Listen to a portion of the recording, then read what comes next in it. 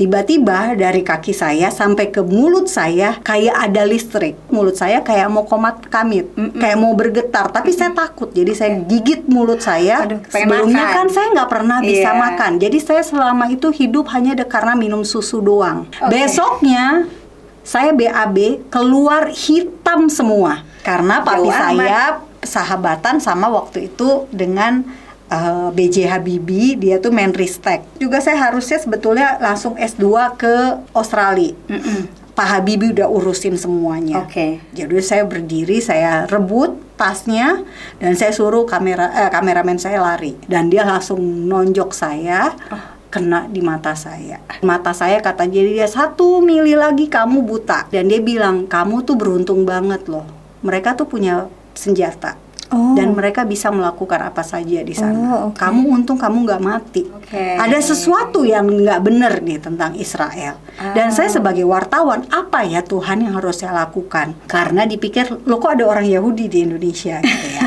Nah, saya dilaporin ke KPI, Komisi Penyiaran Indonesia. Dan mereka menuntut saya dipecat, program saya ditutup, dan saya didenda 4M. Bahkan saya sampai disebarluaskan WA di semua grup-grup gitu bahwa saya agen Mossad. Tantangan yang pernah sekali ada yang ngancem mau membunuh. Saya tuh sampai mikir, aduh Tuhan bawa saya sejauh ini. Saya tuh nggak layak. Siapa saya gitu loh.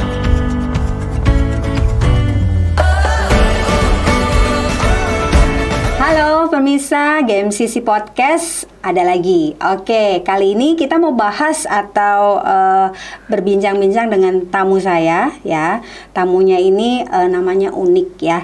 Dan kita akan ngebahas tentang kehidupannya, di mana banyak sekali yang terjadi dalam kehidupannya, dan saya yakin banget ini bakal menjadi berkat buat kita semua. Ya, ini dia tamu saya, siapa namanya? Monique Riker. Shalom. Oke, ini saya kalau lihat tulisannya itu adalah Monique Rickers. Iya. Jadi tulisannya tidak sesuai dengan bacanya ya. Iya. Oke, gimana tuh ceritanya? Ini mungkin karena marga Belanda ya, Bu. Oh, Jadi ibu orang Belanda? Enggak, suami saya. Oh, Suami oke. saya iya, dia opanya Tionghoa Belanda, mamanya orang Ambon. Oke. Nah, Rickers itu dari marga papanya, iya. Oh, oke. Jadi oke. saya sendiri orang Manado, papi saya marganya Rondonuwu, mama saya marganya Mandagi. Cerita sedikit, Bu. Masa-masa kecil. Waktu tadi kan udah spill Iya. dikit tuh. Ternyata keluarga Manado. Kelihatannya dari hidungnya. Bentuk mukanya. Iya. Boleh tahu nggak ceritanya? Jadi ya saya lahir dari keluarga Manado. Saya dari kecil Kristen. Dan juga kami masa kecilnya sering pindah-pindah. Dulu pernah di Jakarta, pindah Makassar, dari Makassar pindah lagi ke Jakarta, Oke. gitu. Sampai akhirnya sejak kelas 5 lah sampai sekarang. Saya di Jakarta terus gitu. Oke. Tapi saya cukup keras, Ya. karakter orang tua yang Tegas. sangat keras. Iya, keras dalam bukan hanya tegas tapi keras. Jadi beneran yang kalau misalnya saya janji pulang main dari rumah tetangga jam 3 sore misalnya, saya nggak jam 3, dia marah. Oh, Marah. Benar-benar marah gitu ya. disiplin tinggi. Iya, sangat disiplin. Jadi bukan hanya Monique kenapa nggak pulang? Ya dia benar-benar disangsi gitu loh. Abis ini nggak boleh main lagi, nggak boleh keluar. Yang modelnya kayak gitu. Jadi benar-benar disiplin, ya, kerasnya juga. Saking kerasnya, dia bukan hanya marahnya ke saya kalau saya pulang waktu SMA nih, pulang terlambat sama teman-teman saya juga dimarahin. Oh. Jadi suka pada bercanda, pokoknya lo kalau mau tes nyali, lo anterin Monique deh. Anterin Monique terus ya kalau ketemu bokapnya, nah Segitunya ya? Jadi suka jadi bahan bercandaan teman-teman karena udah tahu bapaknya Monique tuh galak banget, bokapnya Monique galak banget. Terkenal gitu. dong ya? Iya, terkenal. Oke. Gitu.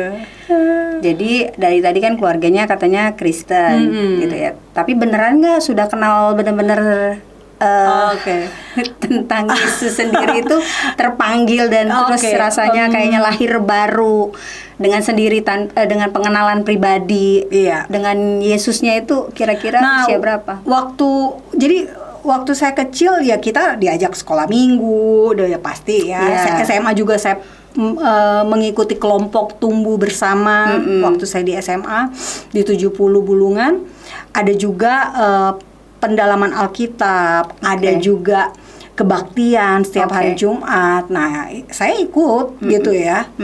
Pelayanan juga, jadi MC atau apalah, bantu-bantuin macam-macam. Ya. Tapi tetap aja kayaknya saya hanya karena menjadi Kristen sebagai lahir dari keluarga Kristen.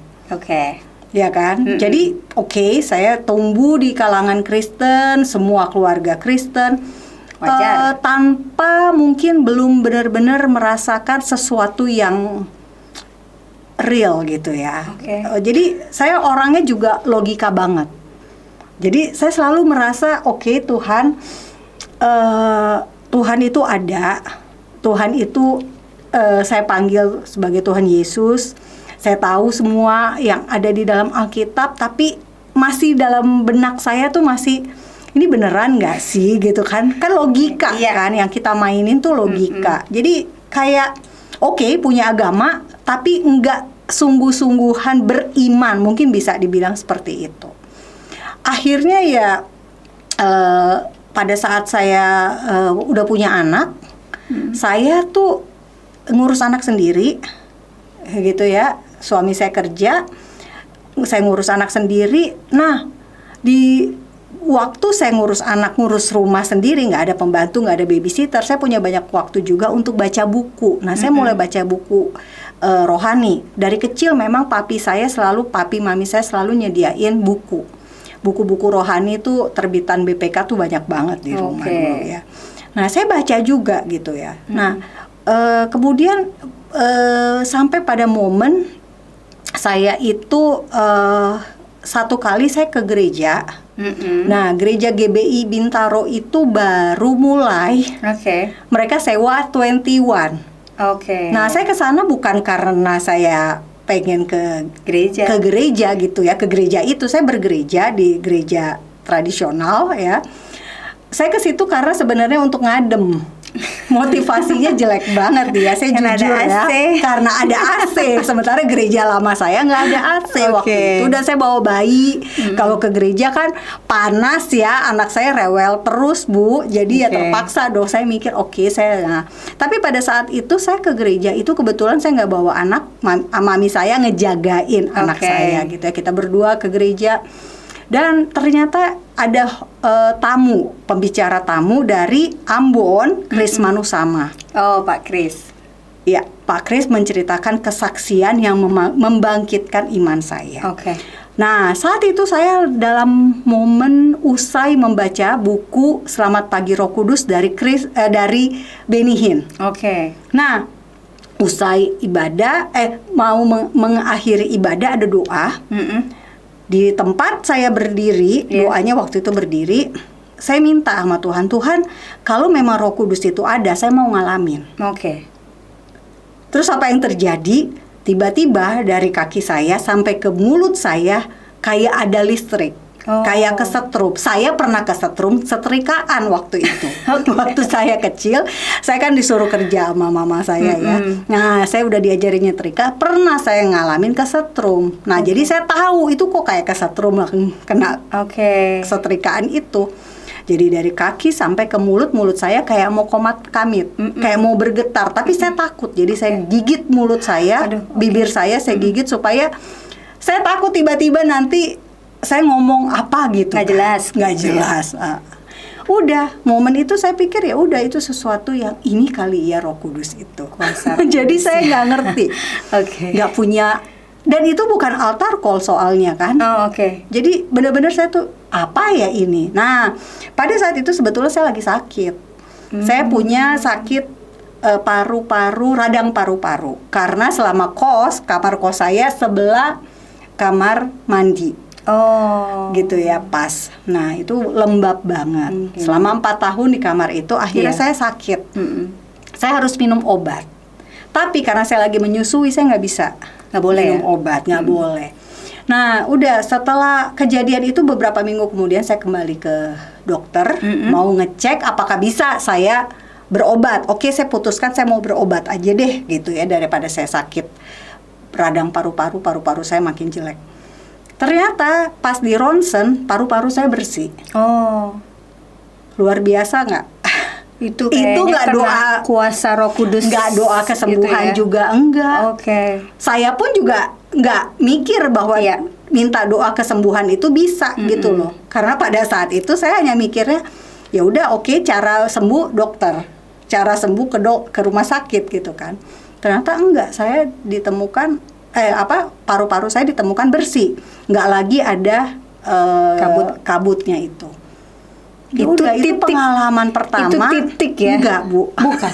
Ada lagi. Itu kan tahun berapa ya? 9, saya lupa, 99, Oke. 2000 Oke. mungkin ya. Nah, sebelumnya sebetulnya saya pernah juga ngalamin waktu saya hamil anak kedua, pembuluh darah di bagian tubuh belakang saya pecah dan dokter bilang harus dioperasi. Nah, biaya operasi 1,5 juta. Iya. Gaji suami saya 750. Dua Coba lipat. gimana caranya ya? Ya udah, akhirnya saya pikir ya udah berdoa aja. Jadi kita berdua, saya sama suami saya Giri, kita doa supaya nggak operasi. Dan akhirnya sembuh. Oh, Nah itu ya, itu pengalaman. Cuma Oke. itu sesuatu yang, oh ini kebetulan kali, kan saya kan selalu mainnya logika.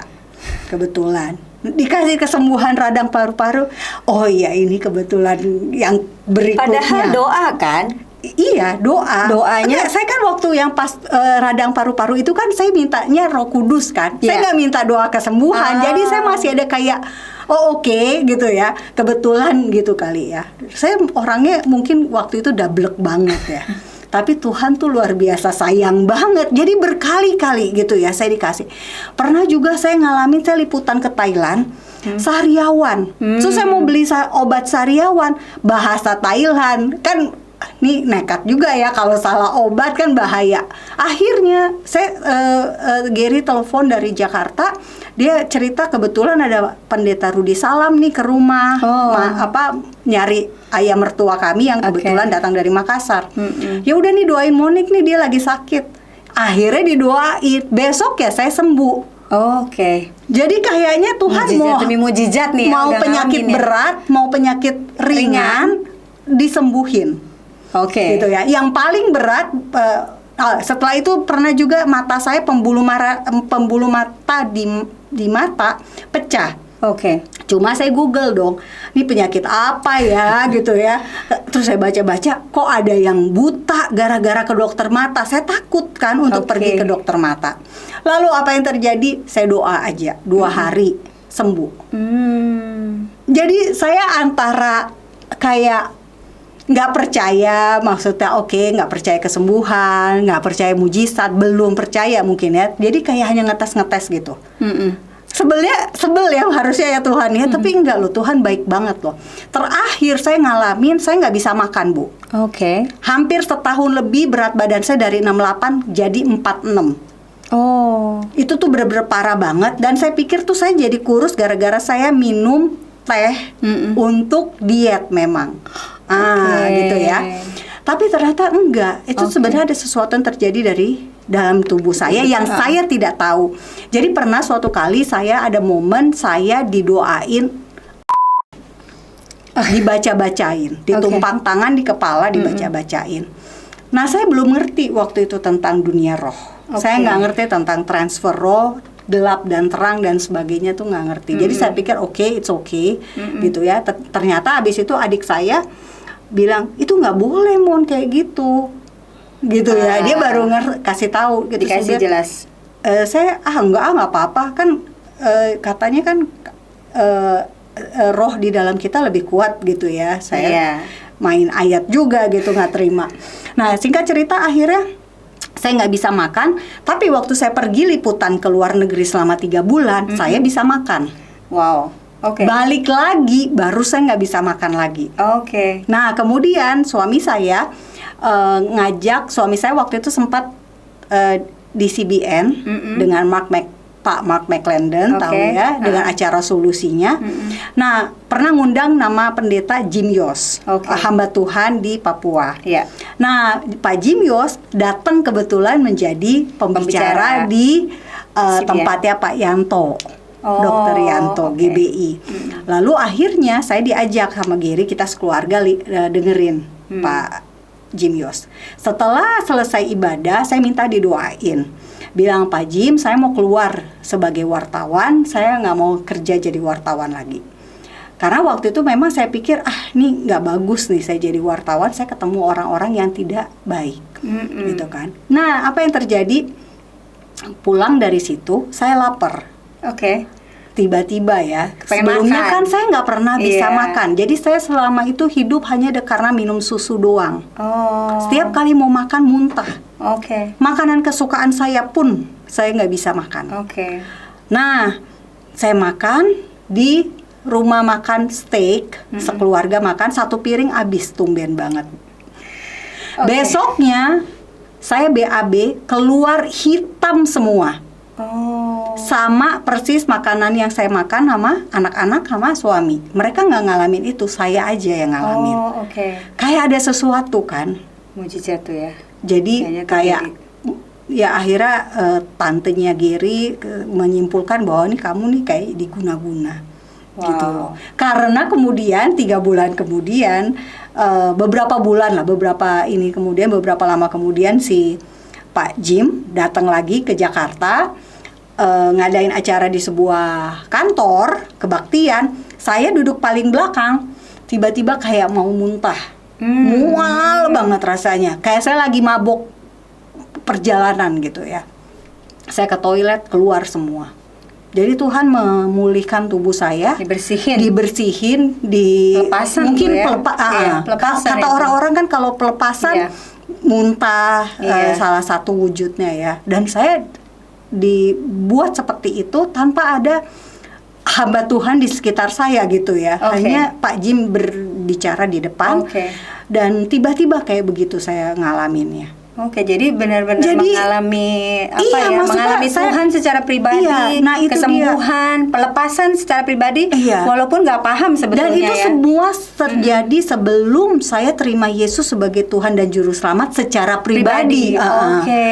Jadi ajaib banget ya. Baru setelah itu saya ngerti, akhirnya gitu ya, saya nih karena udah bolak-balik kayak gini, terus juga saya sama Gary juga butuh pemulihan rumah tangga.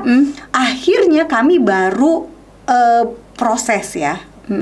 Untuk lahir baru di sebuah gereja, Pastor Indri Gautama pendetanya. Nah, baru akhirnya kami baptis selam di Israel, di Sungai Yordan. Oke, jadi di situlah ya Baru titiknya titik ya. baliknya di bulan November 2012. Jadi sebenarnya saya sekarang ini masih bayi rohani, bukan bayi ya, 10 tahun Ya ya. sudah secara mengimani secara pribadi Iya. dan paham siapa Yesus dan Iya, iman betul. kepada Yesus itu seperti apa gitu ya. Dan sejak saat itu, setelah saya ngerti semua apa, baru kayak terbuka gitu ya. Saya paham. Oh ya ampun, Tuhan baik banget ya.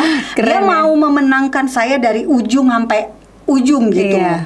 Coba caranya itu loh. Saya kadang-kadang mikir, kok sayanya dablek kayak gini, tapi Tuhan masih berusaha terus untuk nunjukin kuasanya dan kasihnya. Kasih gitu Tuhan ya. tuh pokoknya besar lah ya. Kuasanya kan dengan menyembuhkan, dengan memulihkan Yes. gitu ya. Jadi, aduh, saya tuh jadi malu hati ya. Ya ampun, Tuhannya kayak gini, sementara sayanya kayak gitu ya. Akhirnya ya udah, saya makin jadi cinta Tuhan. Sejak saat itu saya jadi bisa dibilang ya saya radikal dalam iman gitu ya. Kejar Benar-benar Tuhan, kejar iman terus ya, jaga benar-benar hidup dan lain jadi sebagainya. pegangan saya, dan saya benar-benar bersyukur banget. Oke, Kalau keren. bukan karena Tuhan tuh Nggak tahu deh ya. Tapi benar-benar pengalamannya itu luar biasa lah. makanya kadang-kadang gini ya, saya hanya mikir mungkin banyak orang yang kayak saya ya. Iya. Yang kayaknya masa bodoh, pokoknya ya udah yang penting gue Kristen kan, gitu. Padahal enggak loh. Ada kayak harta rohani yang lebih luar biasa kalau kita benar-benar sungguh-sungguh ya, benar-benar pegang janji Tuhan, benar-benar kenal. Nah itu tuh baru benar-benar kita ngalamin. Ya itu. Saya yakin sih itu anugerah Tuhan ya, Benar. kasih karunia Tuhan. Jadi pas timingnya pas, tapi pernyataan Tuhan di dalam kehidupannya Ibu Monik itu benar-benar nyata. Ih cuma sabar banget loh, dari tahun kapan gitu ya Keren ya. diproses sampai iya. Akhirnya ya, dengan ketawa-ketawa sendiri akhirnya begitu flashback ya. Iya, saya tuh ya apalagi kalau setiap saya diundang melayani Tuhan ya. Kemarin tuh saya baru pelayanan di Pamongan, di Demak, di dekat di tengah orang desa. Saya tuh sampai mikir, aduh Tuhan bawa saya sejauh ini. Saya tuh nggak layak. Siapa saya gitu loh. Saya tuh bukan siapa-siapa, tapi saya bisa berdiri, saya bisa ngomongin Tuhan yang hebat, yang luar biasa itu. Saya tuh sampai, aduh kalau boleh saya nggak usah ngomong deh. Saya nggak mau ngomong gitu loh. Saya maksudnya, aduh saya nggak mau. Apalagi tuh gerejanya tuh gereja yang luar biasa ya. Gereja tuh yang benar-benar mulai dari semua orangnya tuh orang nggak kenal Tuhan. Wow. Jadi satu orang bertobat, pelayanan berikutnya satu orang lagi bertobat, demikian seterusnya sampai akhirnya jadi gereja. Saya mikir, aduh, saya dibandingkan mereka, dibandingkan gembala di situ, saya tuh nothing. Saya belum bawa jiwa gitu loh. Sementara Bapak itu sudah bawa banyak banget orang. Jadi saya tuh ngerasa, tapi Tuhan bawa saya ke situ karena ada hati seorang ibu yang mendukung pelayanan saya gitu, dan dia ingin mereka tuh kenal. Dan ibunya juga terkoneksi gitu ya sama ibu gembalanya, terkoneksi. Jadi benar-benar saya tuh apa ya, saya nggak ngerti rencana Tuhan ke depan, tapi ya sampai sejauh ini saya benar-benar bersyukur itu anugerah Tuhan ya. Amin. Kasih karunia. Iya betul, kasih karunia. Kasih karunia. Tuntunan Tuhan semuanya jelas ya. Amin. Walaupun pakai logika kok kayaknya nggak mungkin ya, tapi ya itulah Tuhan ya, nggak pernah bisa terpikirkan dengan logika. Benar. Oke, Bu, saya mau tanya dong, lanjutin ya. Pertanyaan selanjutnya. Latar pendidikannya apa sih? Tadi ada spill tentang wartawan lah, liputan nih. Nah, ini saya curiga nih, kayaknya jurnalis nih gitu ya. Nggak tahu ya. Coba saya tanya. Kalau saya, ya saya sebenarnya minat saya, Bu. Saya tuh tertariknya dengan arkeologi. Saya suka dengan dulu tuh peradaban Mesir. Nah, tapi papi saya pinginnya saya tuh jadi bioteknologi.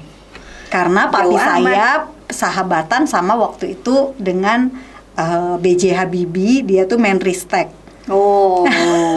Ngeri. Nah, jadi papi saya sahabatan dari kecil gitu ya. Jadi dia udah bilang, saya panggilnya Om Rudi. Om Rudi itu udah bilang, Ron, papi saya Ron Dunuwu, dia bilang, Ron, Monik itu jadi ahli mikrobiologi ya. Nah, papi saya dengerin lah, karena kan wah ya Habibie gitu loh. Jadi ya dia, mohon pokoknya kamu harus ini ya, ikutin tuh Om Rudi udah punya rencana ke depan begini.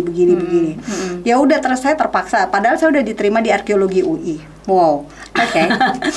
Saya akhirnya keluar, saya ke biologi Satya Wacana. Saya ambil program studi mikrobiologi industri.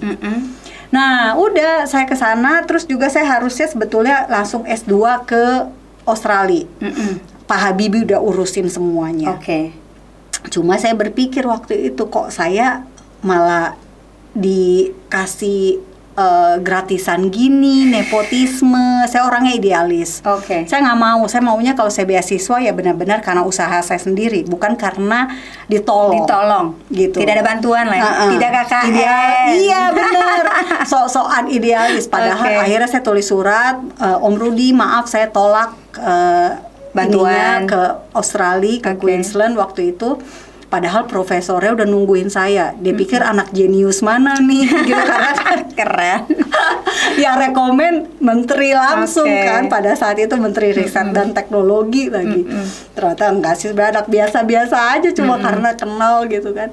Saya nggak mau, saya terus maaf Om Rudi, saya nggak mau gini. Saya kirim suratnya. Oke. Zaman itu kan belum email ya. Iya. Udah ada kali, cuma saya belum ngerti. Udah saya kasih. Terus Om Rudinya pas ketemu bilang, Monik, emang kamu pikir saya nggak bisa bayar pakai duit saya sendiri? Saya pakai uang saya sendiri katanya. Dan dia punya paten dari Jerman kan, karena rumus untuk konstruksi pesawat, sayap pesawat. Jadi dia nggak pakai uang, dia mau bilang saya nggak pakai uang negara, jadi kamu nggak usah takut. Aduh, saya udah gimana dok, saya udah nolak lagi. Ya udah saya nggak jadi ke sana karena saya udah memutuskan untuk karena papa saya marah-marah. Oke, saya nikah aja deh, maksudnya supaya Jadi nggak jadi S2? Nggak jadi S2.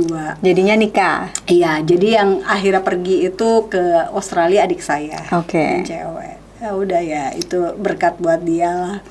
Nah, jadi akhirnya saya nikah, ya jadi ibu rumah tangga selama 6 tahun ngurusin anak.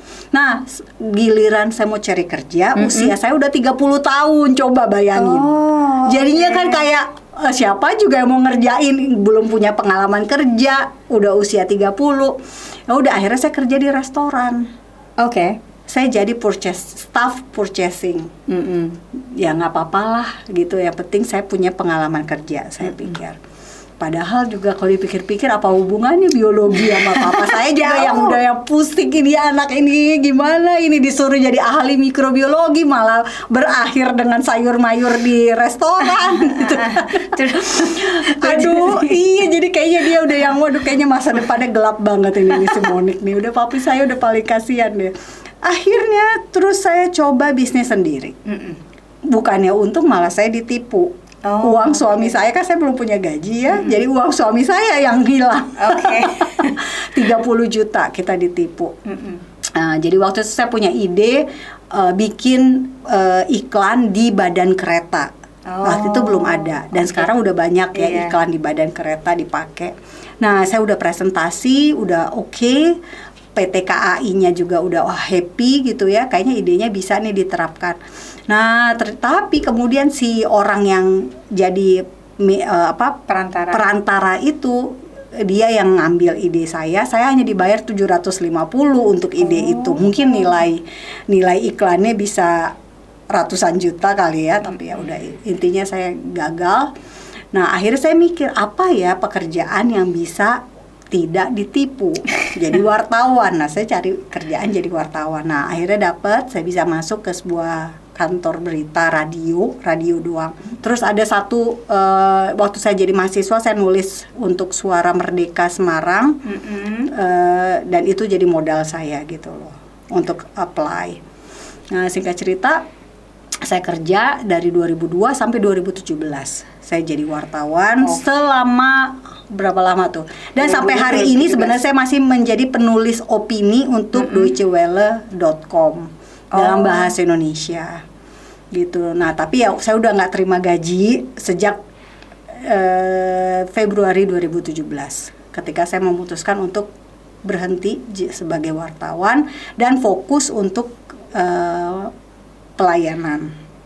Setahu saya kalau jadi wartawan itu kan bukan hanya sekedar menulis cerita ya, tapi harus sesuai dengan dengan fakta ya.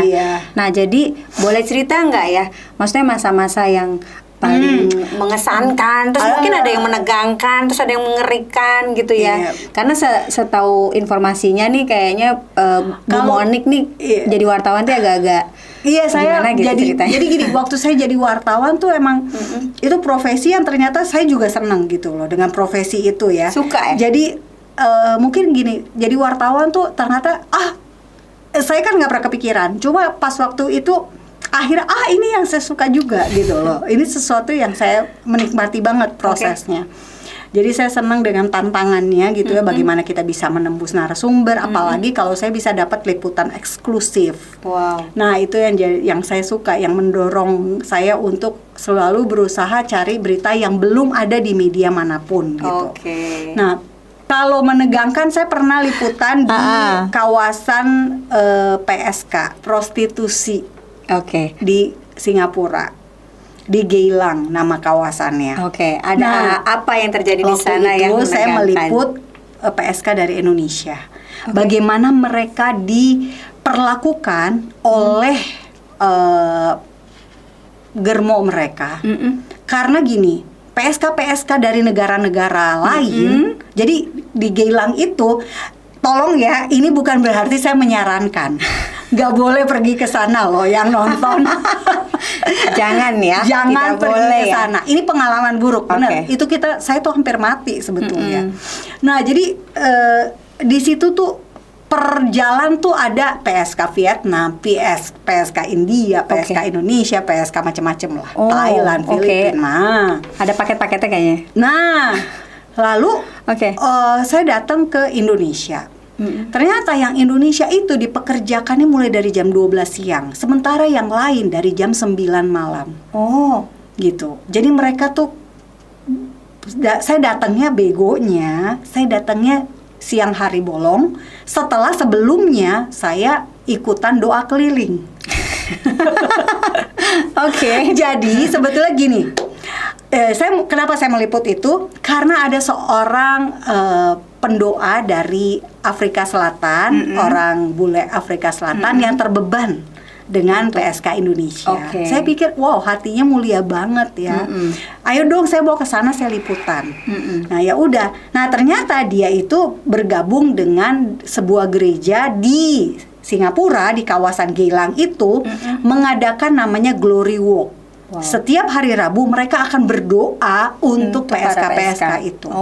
Nah, jadi orang Indonesia berdoa untuk PSK Indonesia.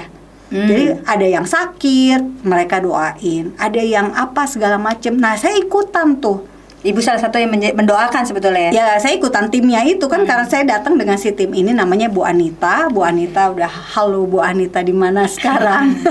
Saya kehilangan jejak soalnya Bu Anitanya mungkin udah balik lagi ke Afrika Selatan.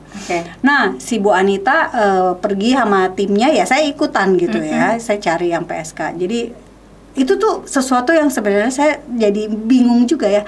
Tuhan, setiap kali saya mau liputan kok selalu dibawa aja ke misi gitu loh. Kayak ada sesuatu banyak ahli wartawan tapi kok jadi ada kok pelayanan di situ ya. Kayaknya dipertemukan mulu gitu loh dengan hal-hal yang berbau-bau kerajaan surga gitu kan.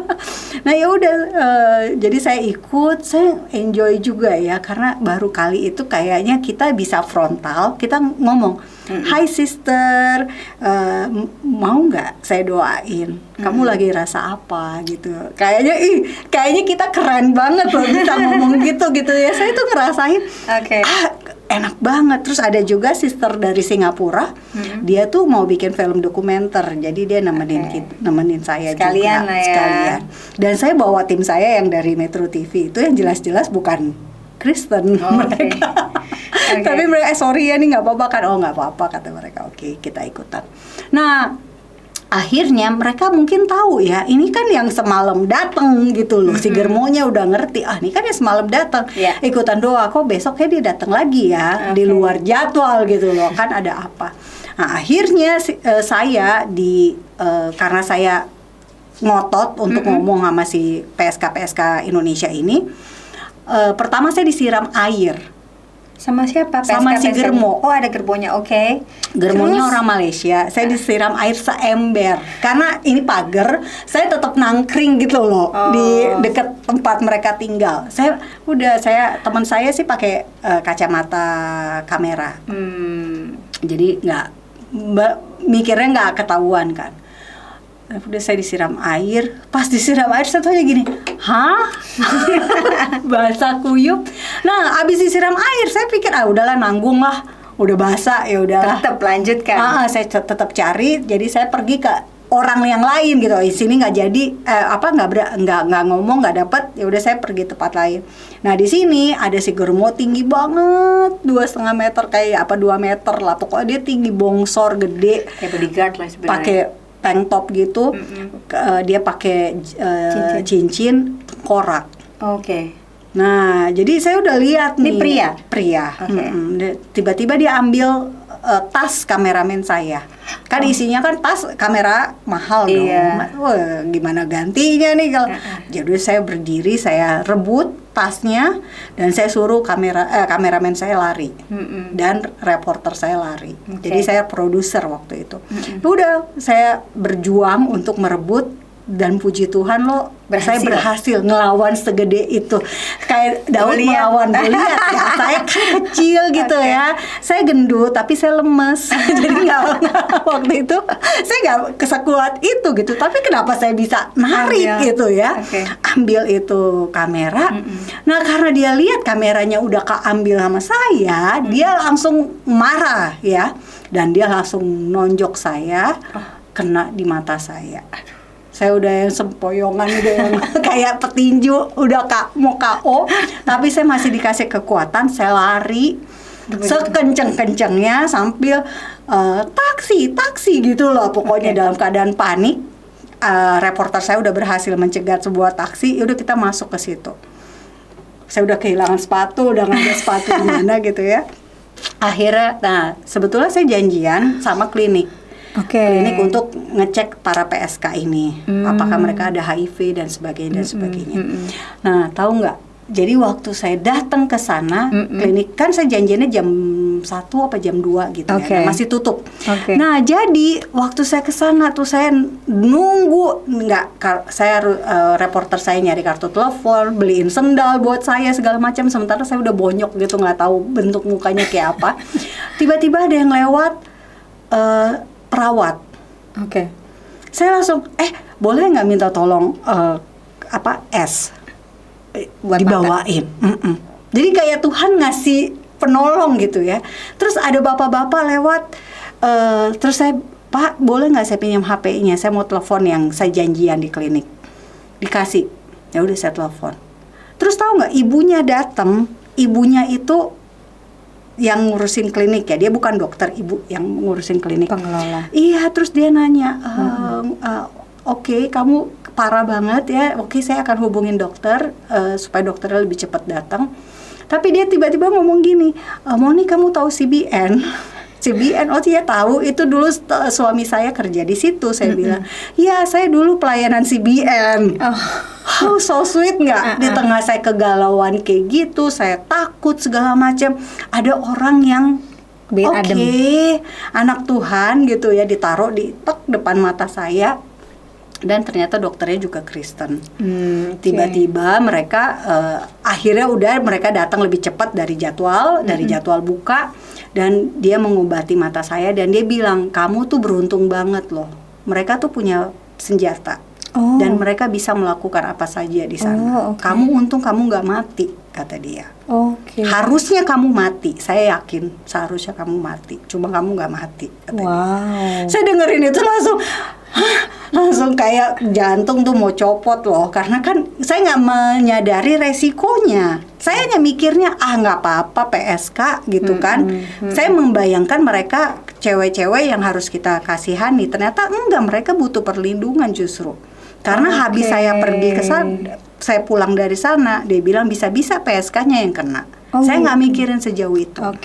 Jadi sayanya terancam, mereka juga terancam, intinya begitu. Nah setelah saya diobatin dan mata saya kata dia 1 mili lagi kamu buta. Karena emang ini tuh kayak udah mau nyolok mata saya kan. Udah bengkak di ininya, dirawat, terus didoain. Komplit tangan, iya bener-bener saya langsung, ya ampun, terima pertolongan kasih Tuhan. Iya, nah itu tuh luar biasa banget. Saya tuh kayak abis itu puji Tuhan nggak lama kok, saya semingguan kali, akhirnya bonyoknya itu kempes. Puji Tuhan. Dan itu bener-bener sesuatu yang menurut saya kadang-kadang gitu ya, tantangan. saya merasakan bahwa dalam keadaan bahaya, Tuhan tetap menyediakan orang yang bisa memberikan comfort ya.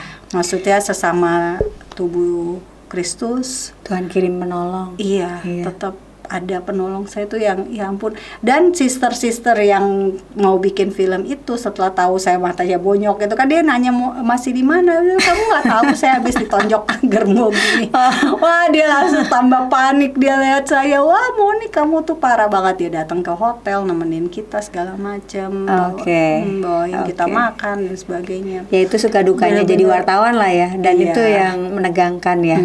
Salah satunya ya. Dan selalu ternyata ada pengalaman iman juga gitu loh. Iya, perlindungan Tuhan ya, penyertaan Tuhan itu selalu sempurna ya. Luar biasa. Tadi kan sedih suka dukanya gitu ya. Tapi aku dengar ada dapat itu juga ya, dapat penghargaan nih. Saya dapat penghargaan. Jadi total saya selama kerja tuh jadi wartawan saya dapat 10 penghargaan. Wow. Penghargaan jurnalistik yang di Indonesia tuh the best. Kayak Mukhtar Lubis Award, Anugerah Adiwarta, itu tuh yang yang susah lah, nggak semua orang. Termasuk waktu saya bikin tentang penutupan gereja di Aceh Singkil, itu saya menang juga. Bahkan saya menang 2 tahun berturut-turut. Itu kayak nggak mungkin ya. Tapi itu bener loh, Tuhan tuh baik banget.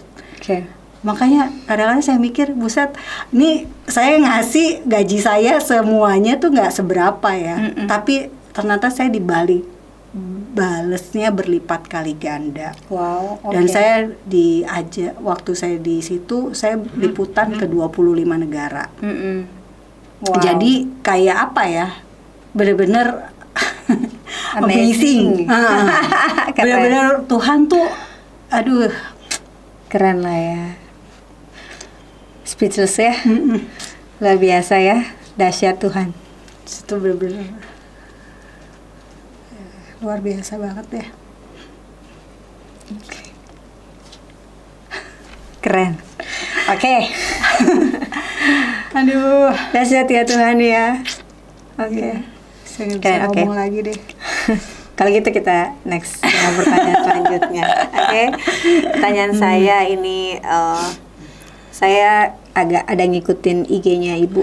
Terus ada kisah-kisah tentang Israel. Itu gimana ceritanya kok jadi tertarik dengan budaya Israel ya? Dan kayaknya menguasainya cukup luar biasa nih, lumayan nih gitu ya. Tapi bukan pembimbing rohani Israel, tapi justru tahu budayanya. Jadi sebenarnya gini, saya waktu saya jadi wartawan, Oh, ini ada hubungannya ya? Iya. Saya ke Israel itu kan tahun 2012. Jadi setelah saya 10 tahun jadi wartawan.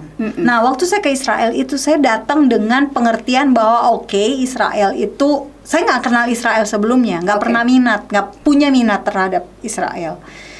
Jadi waktu saya datang hanya karena tantenya Gary pernah ke Israel dan dia bilang, pergi dong ke sana, bagus, kata dia. Nah, ya udah kita mulai nabung. Nabung untuk itu dan kita tulis di buku doa bulan November 2009. Nah, minta supaya bisa ke sana. Dan Tuhan jawab November 2012. Jadi lumayan, hanya 3 tahun.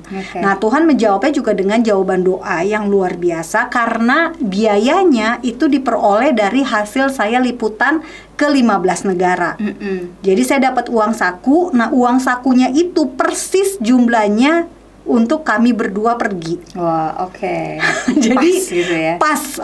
Dan Tuhan caranya juga unik. Dia suruh saya keliling dunia dulu ke 15 negara tadi ya, supaya saya belajar tentang, itu kan saya ekspedisi Marco Polo ya.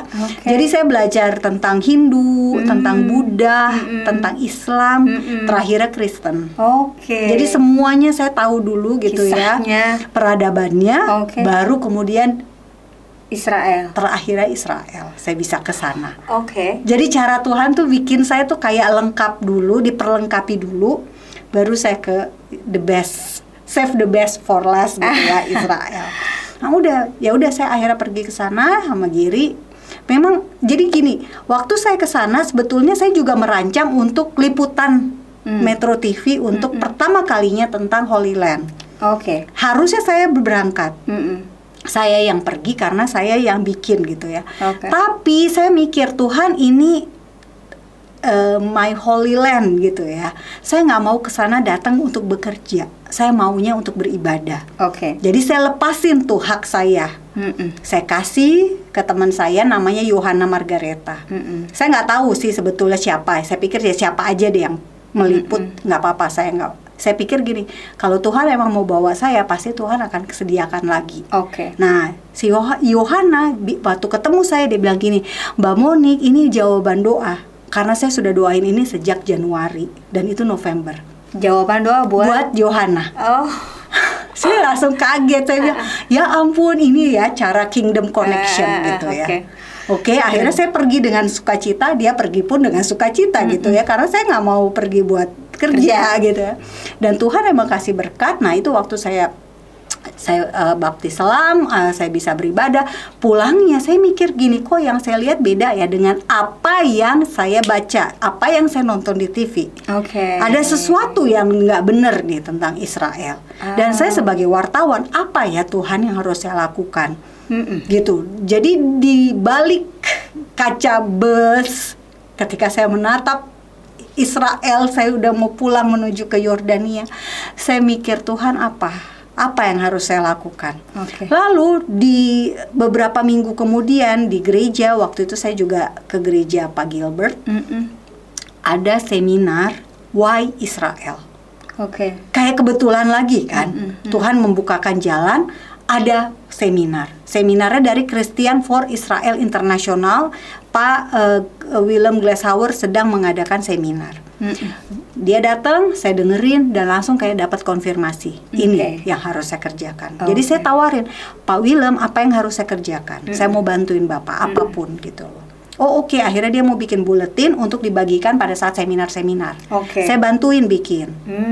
Saya terjemahin, adik saya yang bisa layouting, desain dan sebagainya. Udah dicetak, dibagi-bagiin. Kayak gitu. Dan itu kita lakukan dengan senang, dengan sukacita dan sebagainya. Nah, tapi sayangnya pelayanan Christian for Israel di Indonesia tidak berjalan.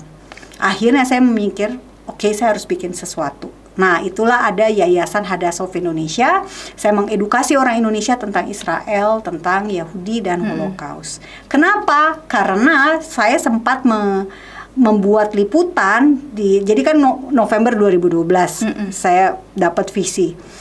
Februari 2013 saya bikin liputan tentang komunitas Yahudi melakukan acara Hari Raya Pondok Daun Sukkot. Ternyata yang nonton itu jadi heboh. Karena dipikir, loh kok ada orang Yahudi di Indonesia gitu ya.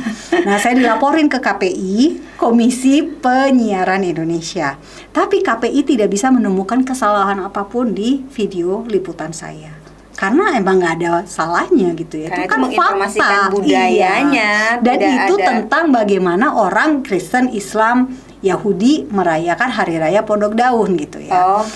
Karena waktu itu adiknya Gus Dur, Ibu Lili Wahid juga datang. Karena Gus Dur kan sahabatnya orang Yahudi. Nah, akhirnya KPI mereka gagal mempersekusi saya gitu ya. Mereka menuntut saya dipecat, program saya ditutup, dan saya didenda 4M. Apa hubungannya gitu ya sebenarnya? Mereka naik banding gitu ya, mereka ke Menko Polhukam. Di Menko Polhukam permintaannya sama, Bu, supaya saya dikenakan 3. Nah, puji Tuhan, ini cara Tuhan juga ajaib lagi nih. Orang yang ada di Menko Polhukam, bagian medianya selalu merekam semua tayangan saya. Karena tayangan saya memang sensitif tentang berbagai isu sosial, termasuk terorisme, radikalisme, penutupan gereja, isu-isu intoleransi dan sebagainya, dan buat mereka itu penting. Buat mereka tuh sebagai bahan penentu kebijakannya mereka. Ya udah akhirnya disimpan. Jadi mereka tahu liputan saya itu dan buat mereka nggak ada masalah. Nah, Pak Jenderalnya yang waktu itu nerima surat, dia baca, oh ini saya kenal Monik ini. Ya udah dibuang lah suratnya. Jadi masuk tempat sampah. Itu saya tahu beberapa tahun setelah kejadian. Jadi saya nggak tahu kalau itu yang ada seseorang yang ditaruh Tuhan di sana. Dia ternyata pendeta juga. Puji Tuhan ya. Jadi ya benar-benar tuh benar-benar cara di waktu yang tepat, di saat yang tepat, ada orang yang tepat gitu loh. Tadi itu kan acara ya. Ibu apa pernah bikin film Pernah. toleransi tentang toleransi jadi itu? saya gara-gara itu ya, kasus itu akhirnya kan saya belajar nih Bu ceritanya nih, untuk supaya saya tidak saya saja yang wartawan diperlakukan kayak gitu. Oke. Berarti saya harus mengedukasi supaya orang lain tidak diperlakukan seperti saya gitu ya. Oke. Nah, jadi saya mengedukasi. Nah, itu juga Tuhan membawa saya ke berbagai, itu hal yang luar biasa lagi kalau diceritakan lebih panjang lagi. Intinya saya semakin diperlengkapi supaya saya ngerti. Barulah kemudian saya membuat yayasan tahun 2016. Jadi prosesnya dari Februari 2013 sampai sampai Agustus 2016. Saya bikin yayasan. Yayasan ini kenapa? Untuk legalitas. Kalau saya berkegiatan. Nah, kegiatan saya pikir yang penting adalah mengedukasi orang Indonesia supaya nggak benci Yahudi, nggak benci Israel. Caranya dengan rileks, nonton film. Nah, saya bikin acara festival film toleransi, Tolerance Film Festival. Tujuannya ya itu tadi ya, mengedukasi sekaligus menghibur. Karena nonton film siapa yang nggak mau, gratisan lagi gitu ya. Dan saya adain lomba menulis resensi. Satu orang dapat hadiah 500.000 gitu. Puji Tuhan waktu itu ada demo anti Ahok 4/11. Nah, gara-gara demo itu justru orang kan jadi tahu tuh, karena katanya Yahudi dan Kristen tidak boleh jadi pemimpin. Orang jadi penasaran, emangnya apa sih Yahudi itu? Gara-gara isu itulah orang jadi pada datang ke acara saya, karena kan festival film Yahudi, Israel, dan Holocaust. Jadi banyak juga orang yang pengen tahu ya. Malah banyak banget. Tahu nggak Bu?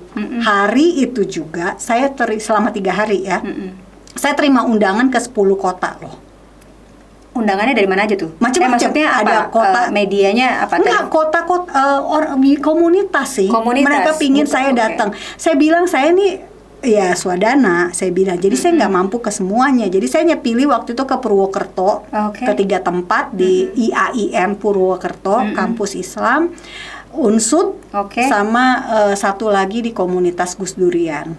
Terus kemudian saya ke Makassar. Makassar juga sama, IAIN 2 fakultas. Terus ke Unhas, terus sama satu di Interfaith ya, di kalangan lintas iman.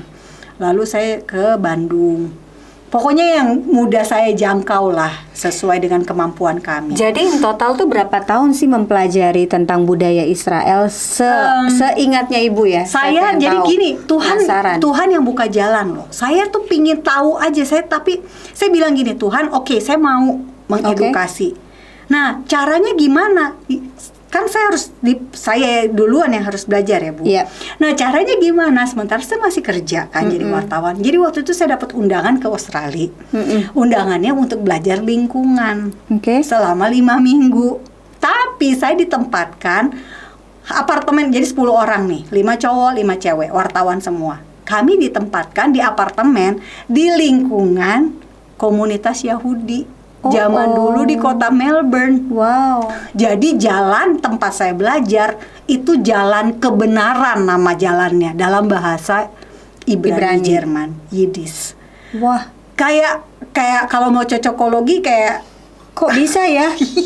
Cocokologian ya. Iya, saya sampai mikir, ini Tuhan kayak lagi bercanda sama saya. Karena saya emang saya pengen belajar, cuma gimana caranya ya gitu di situ lah ya. Ditaruh di situ, terus jadi pulang kelas, jadi kita kelas jam 9 sampai jam 5. Pulang kelas saya jalan-jalan ke Kiterin. Oh, ini Yesifa, rumah belajarnya orang Yahudi. Di sini tempat pemandian. Di sini rumah zaman dulunya toko Yahudi gitu ya. Ini pemakaman Yahudi. Jadi saya belusukan sendiri belajar. Terus saya bisa ke Museum Holocaust, ke Museum Yahudi. Terus di situ ada acara-acara seminar. Jadi saya bisa ikutin seminarnya.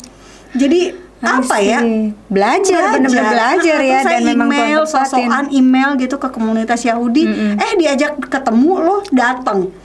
Dan dengan saya tuh clueless banget, saya nggak ngerti. Saya janjian hari Jumat. Harusnya sebelum Sabat saya udah datang. Ternyata saya terlambat. Jadi janjian jam 4, saya jam 6 baru nongol. Kenapa? Gara-gara saya salah jalan gitu loh. Jadi saya nyasar lah. Nah, tapi saya sambil jalan kaki. Jadi saya, aduh di mana sih ini tempatnya gitu loh. Saya belum pakai Google Maps waktu itu. Terus tahu nggak? Dia nungguin loh. Padahal dia orang Yahudi. Orang Yahudi kan nggak boleh pulang naik mobil. Tapi dia bilang, Monix, kamu tahu istri saya udah marah. Cuma saya nungguin demi kamu.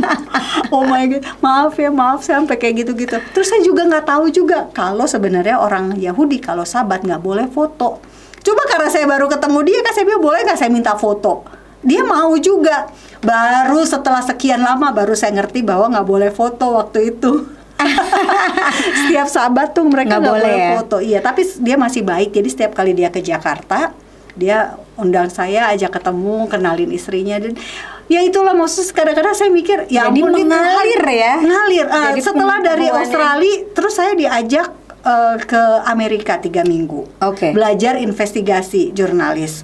Hotel saya 5 menit dari Museum Holocaust. Dan pada saat itu ada pameran Holocaust itu bukan hoax. Jadi kayak diedukasi gitu ya kita. Apa sih? Coba dijelasin museum itu di dalam itu isinya apa aja sih? Tentang semua dokumentasi tentang Holocaust. Tentang foto, bukti-bukti surat-suratnya Jerman, data-data. Kan mereka kan Jerman itu Nazi itu tidak ingin satu orang Yahudi pun selamat. Jadi mereka benar-benar nyari identitas ke penduduk semua itu tuh didata sama mereka sehingga mereka bisa memastikan si A, si B, si C nggak boleh keluar. Harus dibawa ke kamp konsentrasi. Jadi datanya lengkap. Nah, itulah di museum itu ada, dan ada pameran tentang buku yang menjadi buku hoax terbesar di dunia, yaitu buku tentang Elder of Science itu. Orang Yahudi ingin menguasai dunia yang sebenarnya nggak benar. Nah, jadi saya belajar lagi, dapat kesempatan belajar, dan saya ketemu guide. Saya tanya, ada nggak sih yang pernah berhubungan dengan orang Indonesia? Oh, ada satu bayi Yahudi yang diselamatkan oleh orang Indonesia. Nah, saya minta kontaknya, saya berhubungan, dan akhirnya saya bikin film dari kisah hidupnya. Jadi kayak cocokologi lagi, ketemu lagi kebetulan. Jadi filmnya. Judulnya apa? Judulnya Nina Bobo untuk Bobby, karena dia nama samarannya jadinya si Alfred Munzer, nama samarannya jadi Bobby di rumah itu. Nanti saya coba lihat. Nah, itu tuh bener-bener kayak apa ya, gitu ya, cara Tuhan satu ke satu gitu ya. Jadi sebenarnya sih mungkin gini, saya blank, saya nggak tahu saya harus ngapain. Tapi Tuhan tahu isi hati kita. Tuhan kasih visi, dan kalau kita taat, kita menjalani visi itu, Tuhan sendiri juga yang akan memperlengkapi. Tuhan kasih pasnya. Iya, Tuhan buka jalannya. Nah, udah saya dari Tolerance Film Festival itu, saya diundang ke Amerika lagi untuk ngikutin konferensi Global American Jewish Committee. Itu kenal lebih banyak orang. Terus saya diundang juga ke Israel, ikutin konferensi media Kristen, kenal lebih banyak lagi dengan media-media giant di luar gitu ya, GAT TV, siapa yang nggak kenal GAT TV gitu ya. Wartawan favoritnya saya ngefans banget sama Chris Mitchell dari CBN. Ketemu dia tuh saya nggak ngomong nggak apa, saya tiba-tiba nangis aja. Saya nggak tahu soalnya ada dia gitu kan. Dia bingung kenapa ini anak perempuan, ada perempuan tiba-tiba nangis baru habis salaman terus nangis. Jadi waktu saya difoto mata saya tuh ya berkaca-kaca gitu karena ya ampun Tuhan tuh baik banget ketemu dia gitu. Udah, jadi saya ketemu dengan semua orang yang dari TBN, dari organisasi-organisasi kayak kamera itu media yang mendeteksi hoax, mendeteksi misinformasi yang dibikin oleh media-media di dunia. Jadi kayak Tuhan udahlah bawa saya ke situ memperlengkapi. Jadi saya mikirnya gini, kalau Tuhan udah baik banget sama saya, kenapa saya harus diam aja? Saya harus melakukan sesuatu dong. Nah, itulah akhirnya lahir Fakta Israel. Saya berani untuk bikin karena saya merasa saya benar. Gitu ya, berani karena benar, takut karena salah. Keren. Jadi ya itu mulai, dan ternyata Israel berdamai dengan negara-negara Arab. Jadi ternyata saya baik-baik aja kok gitu ya. Keren banget dah ceritanya gini nih. Tuhan saya tuh, sampai shock juga sih nih dengarnya sampai Tuhan dalam begini Tuhan ya. tuh gini ya. Ternyata. Jadi orang-orang Indonesia percayalah kita tuh berada di jalur yang benar gitu ya. Amin. Jadi segala sesuatunya pasti ujungnya pasti baik karena Amin. yang memulainya Tuhan. Amin. Benar nggak? Keren. Waduh, saya yakin ya apa yang Ibu alamin, terus tentang path-nya Tuhan taruh bagaimana Ibu ditaruh di setiap lokasi itu pasti tujuannya adalah untuk belajar dan memahami latar belakang Israel khususnya ya. Ini kita jadi serius banget nih ngomongin tentang Israel dan orang-orang Yahudi ya. Tapi ini adalah sesuatu yang baik dan saya juga baru terbuka gitu ya bahwa ternyata ada sisi baik dan positifnya ya tentang sisi positifnya tuh lebih banyak lah ya, dimana orang-orang tuh justru malah banyak sekali yang justru malah menjelekkan gitu kan, banyak sisi negatif yang terungkap tapi karena justru tidak tahu. Nah itu. Nah sebetulnya waktu saya bikin materi-materi fakta Israel itu di YouTube itu nggak ada yang nonton. Subscribernya baru 3.000, nggak ada yang nonton. Yang nonton 100 saja kayaknya udah banyak banget. Gitu. Serius. Tapi saya tiap hari tetap bikin. Apa YouTube tetap bikin. Biar YouTube nanti saya coba Fakta Israel. YouTube Fakta Israel. Itu YouTube-nya ya? Iya. Jadi namanya Fakta Israelnya nyambung. Ditonton ya? Oke. Nah, jadi saya tuh gini, siapa yang nonton bodo amat, pokoknya saya bikin. Tapi Tuhan tuh benar-benar ya mungkin Tuhan menghargai kesetiaan ya. Ketaatan ya. Enggak, kesetiaan saya sih maksudnya ya? Karena ini kan meski nggak ada yang nonton, saya tetap bikin loh Bu. Nah jadi ketika itu rame isunya, saya udah punya banyak konten. Gitu loh. Jadi ketika Fakta Israel muncul di TV, banyak yang nyari. Mereka udah ini videonya ada. Jadi akhirnya jadi rame gitu. Seandainya saya males Bu, pasti kan saya nggak akan bikin. Berarti sekarang udah rame, puji Tuhan. Nah, nanti rame lagi ya. Enggak, maksud saya waktu itu ya, kalau saya lihat 100 sudahlah, nggak usah dibikin lagi deh. Pasti kan saya nggak punya konten kan. Nah, kita butuhkan adalah ini nih, dampak. Kenapa dampak? Karena ternyata saya kaget loh. Tiba-tiba kemarin bulan Maret ada petinggi dari sebuah organisasi pemerintah gitu ya, organisasi pemerintah resmi, organisasi Islam ya. Dia tuh hubungin saya dan dia bilang, Bu Monik, saya udah ngikutin Ibu. Dia bilang, dan saya setuju. Nah ya udah, saya setuju. Dan saya mau belajar tentang Israel, dan dia mau pergi ke Israel. Saya sampai mau copot jantung. Dan itu berdampak berarti ya, walaupun maksudnya ya saya nggak tahu lah motivasinya apa gitu ya, tapi at least dia ngomong kayak begitu. Dan saya udah ketemu sama saya sama Gary udah ketemu, dia udah datang ke acara saya nonton film. Dia udah nonton film perdamaian, film tentang Yahudi dan Islam. Dia udah nonton, dia lihat, dan dia senang karena dia bilang itu guru saya tuh waktu di Al-Azhar. Oh ya, dia bilang oke. Berarti kan dia merasa terkoneksi ya dengan film itu. Dan kayak gitu-gitu yang menurut saya ya waktunya Tuhan sih. Yes, saya setuju. Waktunya Tuhan. Bu, ada pertanyaan yang agak harus diceritakan dari hati dan dengan sesuai fakta ya Bu ya. Ini nih Bu, apa sih tantangan terberat? Karena ini kan ceritanya tentang Israel dan orang Yahudi ya Bu ya. Dan nggak semua orang mau dengerin gitu ya. Apa tantangan terberat yang Ibu hadapi waktu itu? Iya, jadi sebetulnya gini, saya tuh nggak nyangka kalau minat justru datang dari non-Kristen. Semula target edukasi saya adalah dari umat Kristen sendiri. Tapi justru yang datang atau peminatnya justru dari umat mayoritas. Jadi mereka justru yang ngundang, mereka justru yang membuka pintu gitu ya untuk saya datang. Bahkan di UIN Jakarta, UIN itu Universitas Islam Negeri. Nah itu udah sampai UIN Jakarta udah 4 kali ngundang saya. Oke. Nah itu tuh sesuatu yang menurut saya positif sekali. Nah baru belakangan STT yang ngundang saya. Tapi ada yang ini nggak Bu, yang misalnya kayak mencaci, bohong dan lain sebagainya. Nah tantangan kalau saya kan selalu kan yang saya butuhkan adalah kesempatan ya untuk bisa masuk dan mengedukasi. Kalau dibilang orang-orang yang tidak suka dengan dan akhirnya berkomentar negatif, menurut saya itu bukan tantangan.